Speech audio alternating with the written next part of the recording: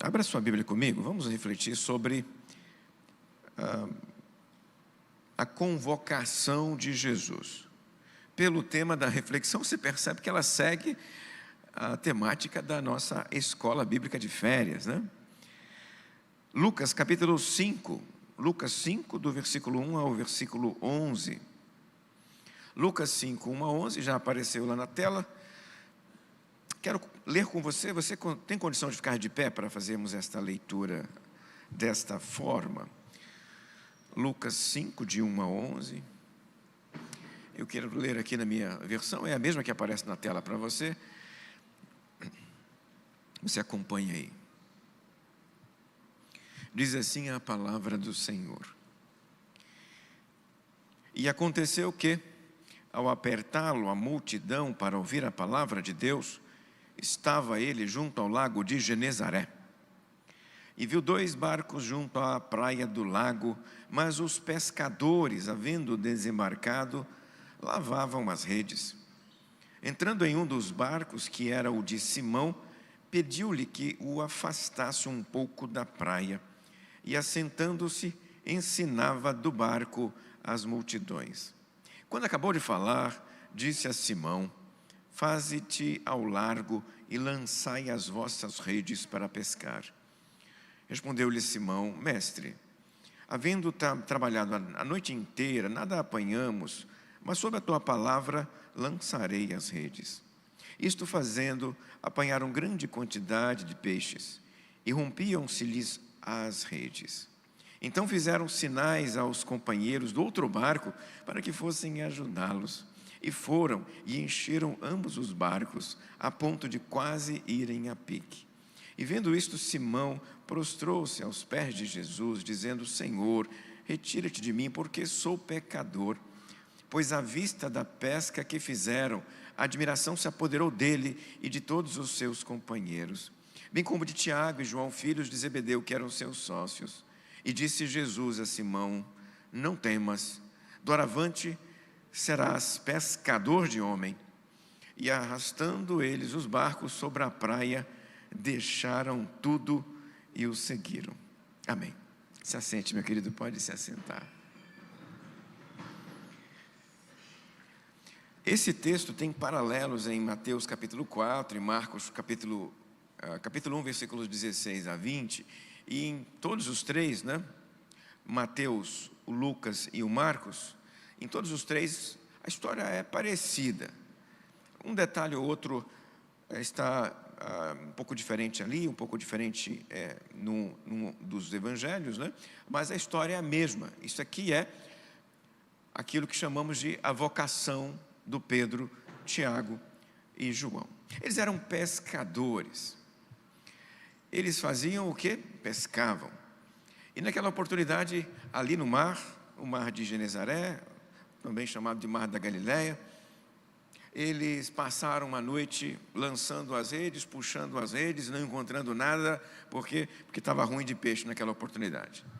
E quem já pescou alguma vez sabe que depois de algum tempo o desânimo vai tomando conta do pescador.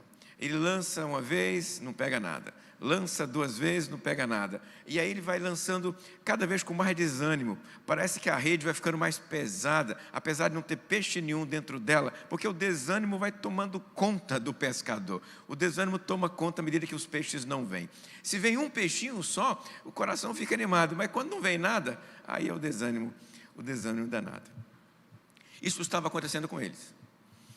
Jesus se aproximou, estava procurando um lugar apropriado para pregar, no meio da areia não estava conseguindo, as pessoas estavam apertando Jesus, então ele sobe em um dos barcos e pede para o barco se afastar um pouquinho, e o barco afastado, ele conseguiu um púlpito ali no barco. O barco virou então o local, o púlpito de Jesus, para ele pregar a palavra. Ele pregou, ensinou, né? Depois de ele ministrar a palavra, ele pede para os que estavam com ele no barquinho se afastarem um pouco mais lago adentro. E ali ele disse para o Pedro: Pedro, joga a rede. E o Pedro falou para ele, à luz da sua experiência: Senhor, jogar de novo. Nós jogamos a noite inteira neste mesmíssimo lugar, jogamos a rede a noite toda e não saiu daqui peixe nenhum. É o pescador desanimado falando, né? Já preguei a palavra tantas vezes, já testemunhei tantas vezes, ninguém se converte, ninguém levanta a mão, ninguém se manifesta, e o coração começa a ficar pesado, né? O coração começa a ficar duro. Será que vai sair peixe daqui? Será que vai sair alguma pessoa desse ministério? Será que vai aparecer algum fruto desse trabalho? E Jesus disse: joga, Pedro, pode jogar. E à luz da palavra de Jesus, o Pedro disse: tá bom, o Senhor mandou, eu jogo. E meu irmão, naquela oportunidade, os peixes apareceram. E apareceram em grande quantidade. Eles estavam com problema até para levantar a rede, para tirar a rede de volta para dentro do barco, porque o barquinho podia virar de tanto peixe, né? Então eles chamaram o outro barco: venham ajudar a gente aqui. E quando os outros chegaram, conseguiram a duras penas trazer a rede de volta, agora cheia de peixe. Imagina o coração alegre desses pescadores. O que mais enche de felicidade um pescador é o peixe na rede ou no anzol. E eles estavam ali felizes da vida, vendo aquele monte de peixe. O Pedro logo percebeu: isso é milagre, não tinha peixe nenhum aqui, joguei a rede aqui há meia hora atrás, aqui não tinha nada, e de repente os peixes apareceram, porque esse moço trouxe os peixes. A presença dele atraiu os peixes. Então a rede agora estava lotada de peixes, porque Jesus atraiu os peixes para aquele lugar. Pedro declara a sua fé em Jesus, se ajoelha diante dele. Ele é mestre, ele é especial, ninguém faz um negócio desse, ninguém tem poder para atrair peixe como Jesus fez aqui agora. E à luz disso, Jesus faz um convite para eles, né?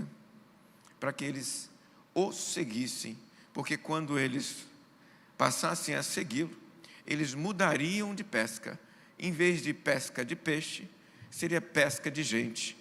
A palavra do texto é pescador de homens. E o Pedro e os seus dois amigos aqui nesse momento, né, o Tiago e o João, os três, puxaram os barcos para a areia e deixaram os peixes ali, meu irmão, e foram atrás de Jesus. O texto diz explicitamente: deixando tudo, o seguiram.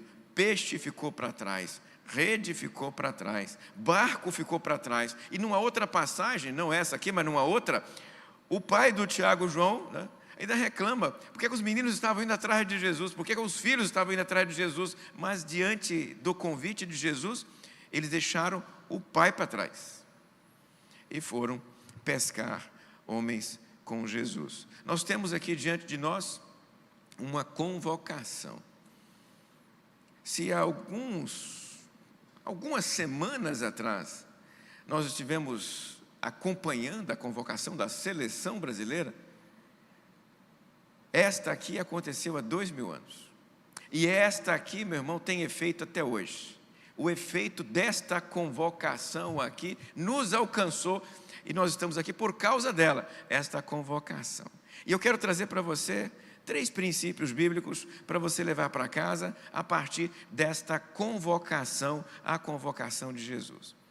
E você vai perceber que na minha palavra, na minha ministração, eu vou fazer uma ênfase um pouco distinta da nossa EBF, porque a EBF trabalhou a perspectiva de ele chamar a todos, e eu agora quero focar, chamar alguns, e estes vocacionados são o foco da minha reflexão. É o Pedro, é o Tiago, é o João, é o Mateus, é o Tomé, é o Judas também. Eu vou focar neste grupo de discípulos que Jesus convocou, a seleção de Jesus. É o meu foco nesta oportunidade. E, em primeiro lugar, então, pensando nesse contexto da convocação de Jesus, o primeiro princípio que eu quero que você leve para casa é: a convocação é de arbítrio exclusivo, único de Jesus. Quem decide? Ele. Quem ele chama? Ele decide. Não tem influência de ninguém. Ninguém pode soprar no ouvido dele o seguinte: ó, é o fulano, é o beltrano. Pai de ninguém foi atrás de Jesus dizendo: ó, chama meu filho, que meu filho é diferente. Mãe de ninguém foi lá dar pitaco na convocação de Jesus. Nenhuma empresa que investe num desses pescadores, pôde ir lá e dizer ao Jesus o seguinte: chama o meu pescador, porque eu quero colocar uma camisa, um boné na cabeça dele, e assim ele vai fazer divulgação da minha pescada, dos peixes. Não, ninguém influencia, ninguém administra, ninguém tem gestão sobre quem Jesus chama. Ele chama quem Ele quer, Ele chama quem Ele quiser. A convocação de Jesus, meu querido, está sob arbítrio exclusivo de Jesus. Ele define quem Ele vai chamar, e Ele chama independente de circunstâncias que eu e você levaremos em conta. Já ministrei algumas semanas atrás para você sobre o perfil que eu e você escolheríamos se nós fôssemos fazer a convocação. Nós criaríamos talvez aí um perfil. Eu quero que o convocado seja assim, seja assado, tal. Os critérios de Jesus nos escapam completamente. Ele chama adolescente, ele chama junior, não tem idade para ele chamar, ele chama ancião. Não tem idade, meu querido. Com que idade ele pode chamar você? Eu não controlo isso e nem você controla. A chamada dele pode encontrar você em qualquer estágio da sua vida. Nós temos notícias de chamada em idade tenra, em idade ainda cedo, não é? Nós vemos de vez em quando alguém falando que Jesus me chamou quando eu era junior. Eu estava num acampamento, o acampamento dos embaixadores, lá em Rio Bonito, e lá naquele lugar, ouvindo a palavra, Jesus me chamou. Eu ouço esse testemunho em sala de aula, de alguns seminaristas, de repente me falando, quando eu era embaixador, Jesus me convocou. Não tem idade para ele convocar, não? É muito cedo para ele convocar você? Esse elemento eu não controlo, nem você controla. É muito tarde para ele chamar você? Esse elemento eu não controlo, nem você controla. E gênero? De gênero também, meu irmão, nós não controlamos isso. Ele chama homem e chama mulher. Não tem problema nenhum. Isso não é nenhum problema para ele. Nós não controlamos quem ele chama, nós não definimos quem ele chama. Tentamos inclusive fazer isso, né?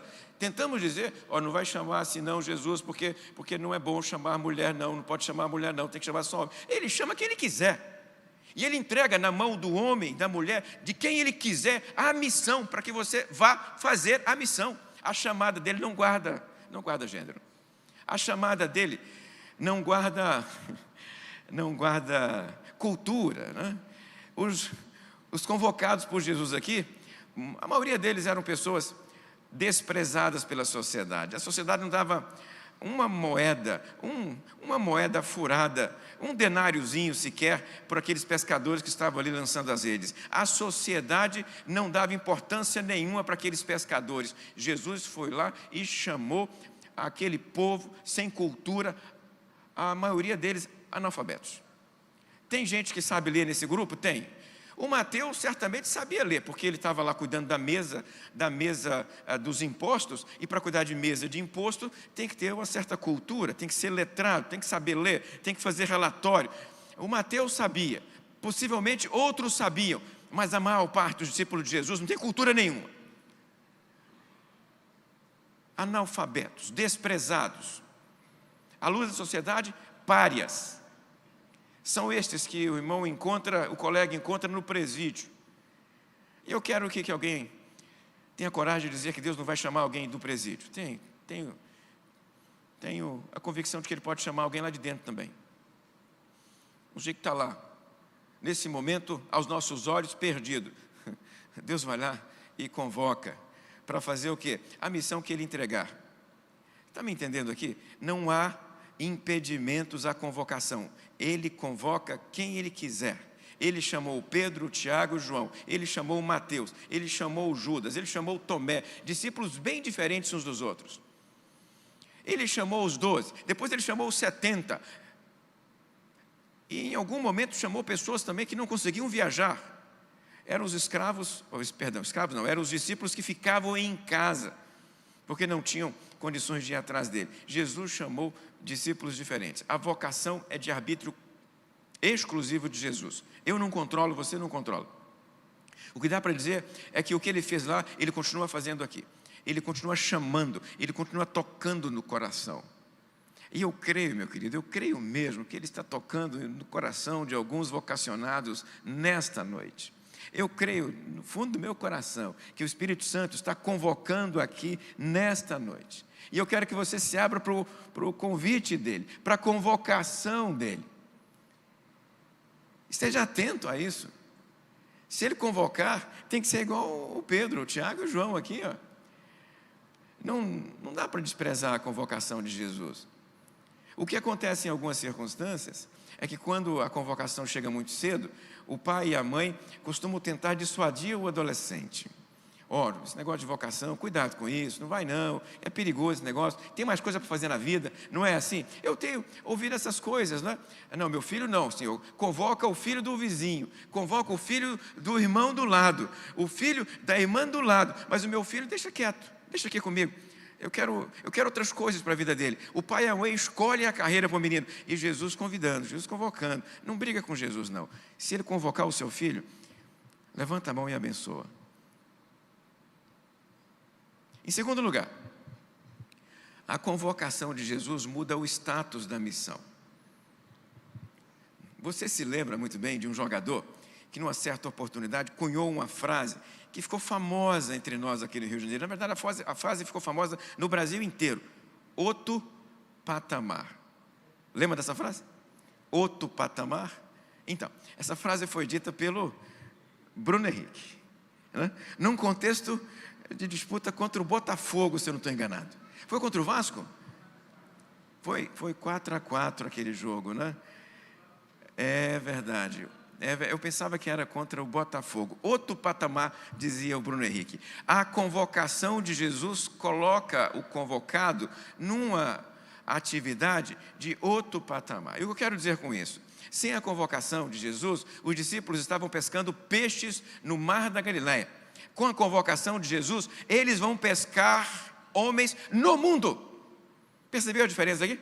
A missão é local, daqui a pouco a convocação é o mundo. Onde você atua, Pedro? Eu estou ali no lago ali. E agora, Pedro, depois da convocação, onde você atua? O mundo. Onde é que o Paulo atuava? Jerusalém. Depois da convocação, o mundo. Onde é que o Tiago e o João trabalhavam? Ali no barquinho ali. E agora? O mundo. Meu irmão, a convocação de Jesus transforma o seu olhar sobre a missão. Nós tendemos a olhar a nossa atividade, a nossa caminhada, em termos muito restritos do ponto de vista geográfico.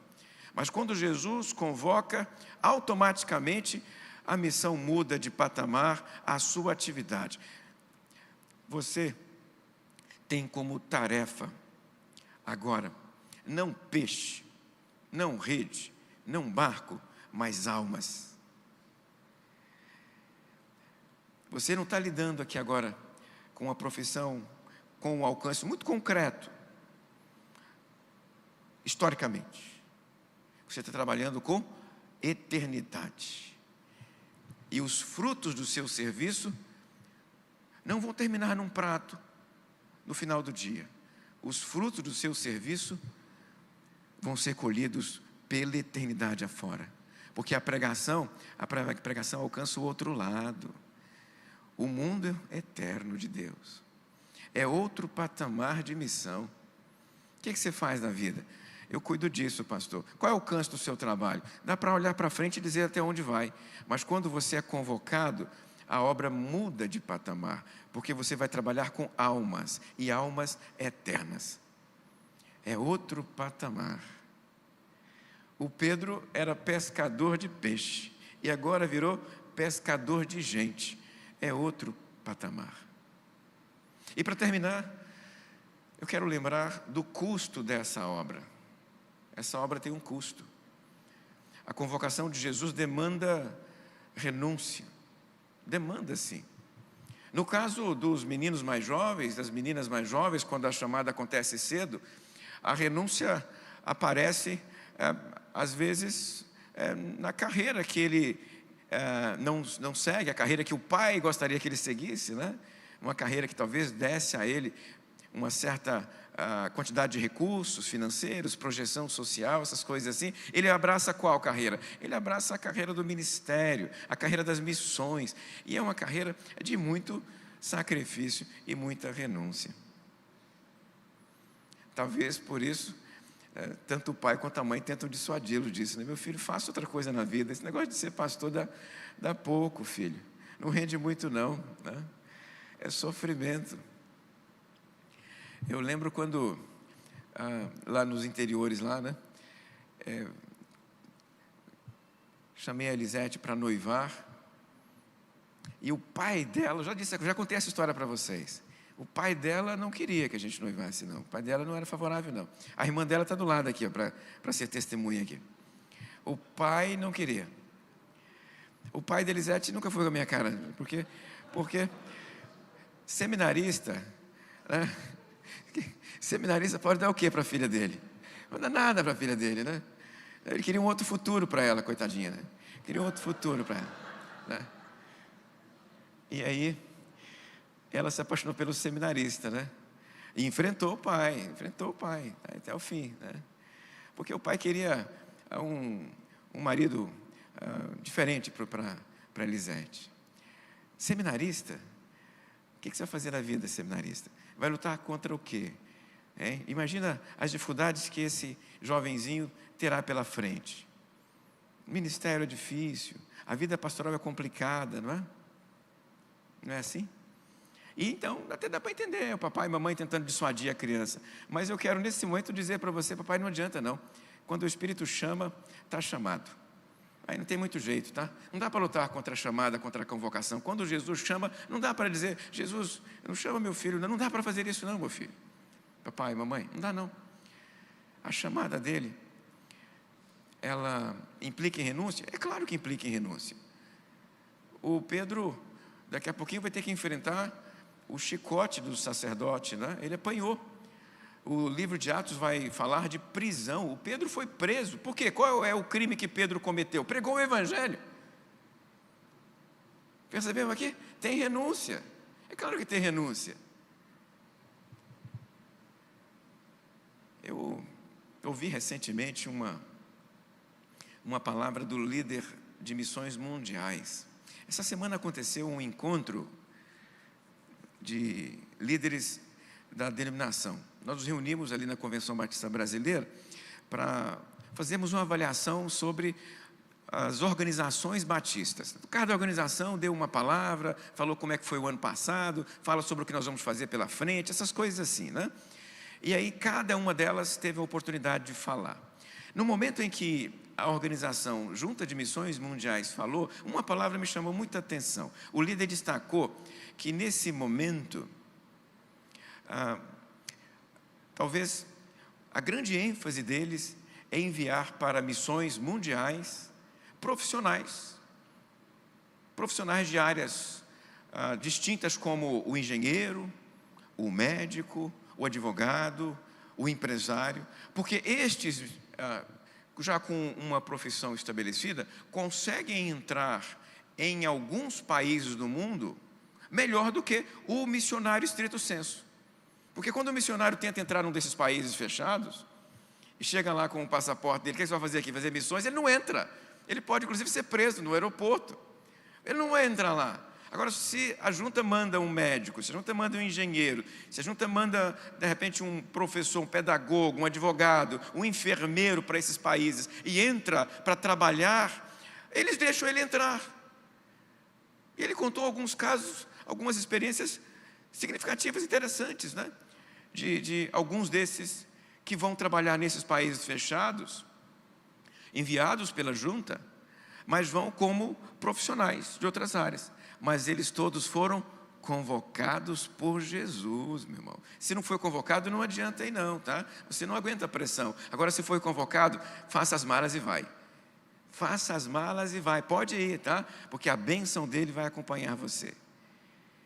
E a minha palavra para você nesse momento, então, é tanto para aquele menino, para aquela menina, que deseja o caminho estrito sensu do missionário, que vai sem nada mais além da vocação, quanto aquele profissional que sentiu a mesma convocação e quer ir servir a Deus nesses lugares difíceis, com a sua profissão, pode ir também, não tem problema. Vai ter renúncia? Vai. Vai ser desconfortável? Vai. Servir a Deus envolve desconforto com grande frequência. Mas os resultados, meu irmão, esses resultados são maravilhosos. Cada vida que se converte, cada vida transformada, cada pessoa tirada das ruas, é pela eternidade, é para a eternidade. Então eu desafio você nesse momento a se render à convocação de Jesus. Abaixe a sua fronte nesse momento. Feche os seus olhos. Quero orar por sua vida. Você que foi convocado por Jesus, aceite a convocação. Se renda à convocação. Abrace a obra que Deus está colocando nas suas mãos. Você foi convocado. O Espírito Santo nesse momento trabalha no seu coração. Eu quero desafiar você a me procurar depois. A procurar o Fernando. A procurar os pastores Fabrício, Pedro Jorge, e dizer exatamente o que o Espírito Santo falou ao seu coração. Eu fui convocado. Eu fui convocado. E eu quero aceitar a convocação. Qual é a obra? A obra, bom, Ele que vai dizer. Para onde? Para onde é Ele que vai dizer. O que eu desafio você a fazer nesse momento é se render à convocação de Jesus. Para onde Jesus está mandando você, meu querido? Para onde Jesus está mandando você? O que Ele quer de você? Jesus convoca você nesse momento para ser pescador de homens perdidos, que nesse momento estão a um passo do inferno, e Ele convoca você para salvar essas pessoas, para testemunhar do Evangelho e salvá-las antes que elas caiam no abismo. Ó Deus Todo-Poderoso, nesse momento eu peço que o Senhor nos abençoe, levantando entre nós pescadores de gente, de vidas, pessoas que atuam, Senhor Deus, na obra. Levante aqui entre nós vocacionados, levante entre nós, Senhor Deus, missionários, levante entre nós pastores, levante entre nós pessoas para servir, Senhor Deus, aqui e acolá, em qualquer lugar do mundo. Levante entre nós, Senhor Deus, novos Pedro, Tiago e João. Eu peço esta bênção nesta noite, que eles se sintam tocados pelo Senhor com clareza, que não haja dúvida nesse momento da convocação do alto. É a minha oração, é a oração que nós fazemos, em nome de Jesus. Amém e amém.